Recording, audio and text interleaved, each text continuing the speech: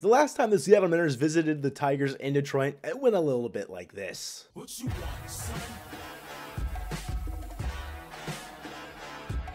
That's a 3-0 sweep, outscoring the Tigers 21-6. However, the teams at the time, compared to now, looked a little bit different. The Mariners heading into that series were 12 games above 500, and the Tigers were 28 games below 500. In 2023, the Mariners sit at 18-19, and the Tigers are only a half game back behind them at 17-19. Take a look at their last 10 games. They're playing similar ball, 7-3. But the run differentials where you kind of tell where the Mariners might have a leg up. Mariners are plus 14, whereas the Tigers are at minus 34. So let's set the groundwork for these two teams as we prepare for a 3-game series against the Tigers in Comerica.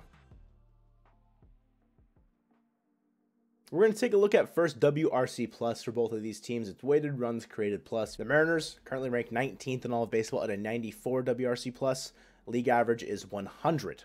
The Tigers are 27th in all of baseball with an 84 WRC plus, only 10 points below them. But you know, your bottom 4 offense in all of baseball, it's kind of hard to figure out how you're going to win games. They've managed to win 17 of them though. The Tigers also don't have a great pitching staff. They're 28th in pitching WAR, less than 1 win above replacement so far this year. They're at 0.9.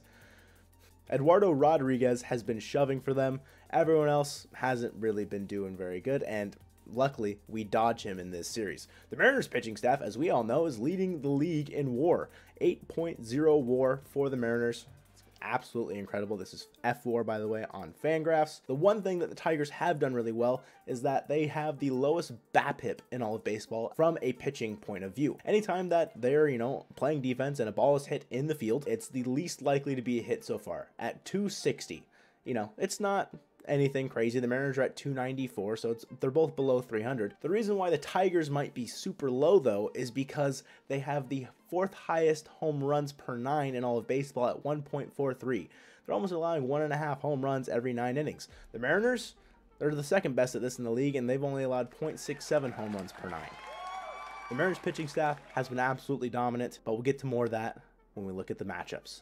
We need to first talk about Comerica Park. Comerica, as we know, has got that big triples alley in there that somehow Ty France hit a home run to last year, and it's not really known as a home run ballpark. However, in 2023, it's observing 24% more home runs for hitters and pitchers that have played there than elsewhere, meaning that it's the 6th highest home run percentage ballpark in all of baseball this year, only behind Ranger Stadium, Angel Stadium, the Red Stadium, the Brewers Stadium, and the Yankee Stadium. Many of those we know as very hitter-friendly ballparks. It's not called the Great American Small Park for nothing. Looking at you, Cincinnati. Comerica, somehow, they're letting up a lot of home runs. T-Mobile, for example, is 24th in this. Now, Comerica, it's not just looking at opposing hitters. It is looking at the home hitters as well, the Detroit Tigers team. And we're looking at expected slugging next. The Tigers have 5 batters with an expected slugging above league average. The issue here, though, is that one of them is injured. Andy Ibanez, his current expected slugging is 526, but he's a non-qualified batter. Kerry Carpenter's next. He has an expected slugging of 495 on the season, but he is currently injured, so the Mariners will not see him in this series. They've got Zach McKinstry, who is playing pretty good ball. His expected slugging this year has been 488. He was a qualified batter, so very good for him so far. Spencer Torkelson, first overall pick, supposed to, be the next guy that's going to take over Miguel Cabrera at first base in Detroit. Didn't really get off to a great start last year. Doing a little bit better this year. He is 4th in this team in expected slugging, and then right behind him is Jake Rogers at 435. The Mariners, in a very similar position, have 5 batters above league average in expected slugging as well. Jared Kelenic at 577, Teoscar Hernandez at 472, Julio Rodriguez at 450, AJ Pollock at 426, but he is the only non-qualified batter, and then Cal Raleigh at 416. So taking a look and comparing the 5 batters for each team here, I favor the team that has several of their players in slumps right now. One of them being Julio Rodriguez. Yes, he's in a slump in 2023, but him and JK are going to take the world by storm in 2024 without a doubt. Breaking T, you know the deal. They've always got the most timely sports merch in the world. Link in the description down below if you want to go support us. Has a link straight to the Seattle Mariners collection. Now let's break down game 1. It's going to be Matthew Boyd versus Marco Gonzalez, 2 lefties on the mound. Similar pitching profiles, I would say. They're not going to overpower you. Going to try and pitch to some ground balls, but both pitchers, we both know them well because, well, Boyd pitched for us last year. The last time the Tigers faced a left-handed pitcher, they rolled out a lineup of Matt Vierling, Javier Baez, Riley Green, Spencer Torkelson, Andy Ibanez, Eric Haas, Miguel Cabrera, DHing of course, Jonathan Scope, and Jake Rogers. So the only lefty in that lineup you're going to see there is Riley Green. You're not going to get, Zach McKinstry, Akil Baddoo, Nick Maton, guys like that. So that's what Marco's really going to be looking up against. And if I'm being honest, yeah, Javi Baez can hit a ball really far, but he strikes out a lot. Spencer Torkelson, he's having a little bit better of a year. But I think the Bulldog can honestly go out there and potentially shut down this lineup and hold them off, allow the Mariners to score some runs on Matthew Boyd. One of the big reasons for this is that this game is going to be a night game. It's at 6:40 Eastern Standard Time in Detroit. In night games, Marco's got a 2.7 ERA on the year versus a 7.07 during day games. Marco, he's the Bulldog, but he might be turning into a night owl. On the road as well, Marco's got a 4.61 ERA. It's a little bit better than his home ERA, but kind of negligible.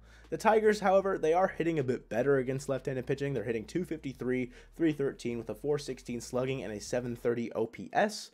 A bit better than the right-handed pitching, but it is a smaller sample size, so take that with what you will. Now, the big kicker here is Matthew Boyd. The Mariners have struggled against left-handed pitching in 2023. They're batting 176, 245, 330 with a 575 OPS, whereas in 2022, across the whole season, the Mariners were batting 245, 338, 411 with a 749 OPS. It's way worse against lefties this year, but Boyd hasn't been looking good at home. He's got a 6.46 ERA, and he's getting crushed by righties. The Mariners, they're likely going to be rolling out the normal right-handed heavy lineup against the left-handed starting pitcher in Matthew Boyd. I'm not sure if J.P. Crawford's going to be leading off in this game, but don't be surprised if he still is, since Julio, is still trying to work out the kinks. But A.J. Pollock's going to be in there. Maybe we see a Sam Haggerty game. Caballero's going to be in there. They're going to have their right-handed heavy lineup to hopefully get to Matt Boyd early. Boyd does have a slider. Keep that in mind. He has a slider. So it's very scary for Mariners hitters. Big thing to note about Matthew Boyd so far, his ground ball percentage from 2022 to 2023 is down, meaning balls are getting hit more in the air. Down from 45.2 to 32.6 this year in 2023. And his fly ball percentage, like I said, it's up. It's up from 25.8 last year to 34.7%, which is a career high. The ball might be lifting off of Boyd's pitches a bit more. Maybe that's what's kind of leading to Comerica Park allowing more home runs. But like I said, Matthew Boyd, 6.46 ERA at home. I have faith that the Mariners can get to him and give Marco a big enough cushion and let the bullpen do the rest for a Game 1 win. Game 2, if it happens, there's going to be some showers early in the morning, but by the time the game starts around 1, they should be cleared up. So Detroit, we know you don't have a roof because, East Coast, Midwest teams don't have roofs. It's just kind of the vibes. It should be Bryce Miller versus Alex Faedo. Faedo, it's only going to be his second start of the year. 2022 was pretty bad. I'm not going to lie. His percentiles were all blue. Wasn't very good for him there. He did pitch better in day games, so that could bode well for him. He does have a slider, so Mariners batters, watch out, specifically Teoscar Hernandez. Mariners are leading the league in strikeout percentage, so, hopefully we don't allow Alex Faedo to put out a quality start. On the opposition there, Bryce Miller, he's been untouchable. Been really, really good in his first 2 starts against Oakland and Houston. I'd say if he can pitch well against Houston, he can pitch well against Detroit. He's got great K stuff, as we know. And the Tigers, they're 4th highest K percentage in the league. Yeah, we take the crown there, but 4th highest, I think it'll play against Miller's stuff. All in all, I think Game 2 should be a pretty easy dub for the Seattle Mariners. Got a lot of faith in Bryce Miller. Don't have a lot of faith on the opposition there for Alex Faedo. It's only his 2nd start this season. Yeah, it's Miller's 3rd, but Miller's looked a lot better. Mariners offense, if you can't get to this guy, I don't know what you're doing. Similar to the 3rd game last year in Detroit, Gilbert gets the start on the bump here. As we know, Logan Gilbert, he was outstanding against the Rangers. 10 Ks, 6 innings of perfection against a very good offensive team. The Detroit Tigers are not a very good offensive team. Logan Gilbert should be able to replicate something similar to his last start in Detroit, which was 6 innings, 2 hits, 9 strikeouts, and 1 walk. Walter, he's going to be on the mound. He's going to be on the bump again, shoving. There's no reason why he shouldn't. And his opposition, Joey Wentz. He's got a 6.09 ERA this year in 2023.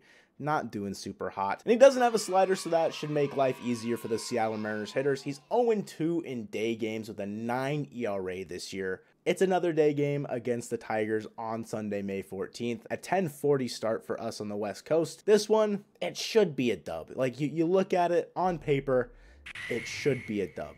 But somehow, some way, the Mariners might Mariner, and we might end this first series 2-1. But I've got a lot of faith that the guys can come out, swing some hot bats. Hopefully Julio figures it back out against this subpar starting pitching from the Detroit Tigers.